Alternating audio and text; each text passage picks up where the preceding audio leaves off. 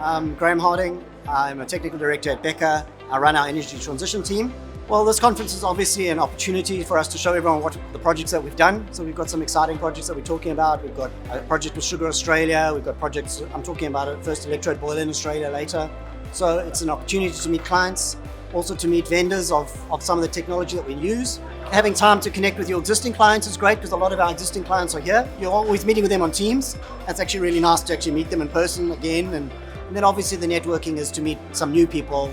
Last year we were talking a lot more about studies, and this year there's just a little bit more implementation. I know from us, certainly from our experience, we've got a lot more actually being implemented now when we're not all just talking about doing stuff. And there's a lot of these sorts of conferences out there, but you can just see from the growth in this one, this is where we're actually talking about work, and there's a bit of a balance between talking about the future in very high level terms and actually talking about the realities of implementing them. And I think this strikes that balance, which is quite good.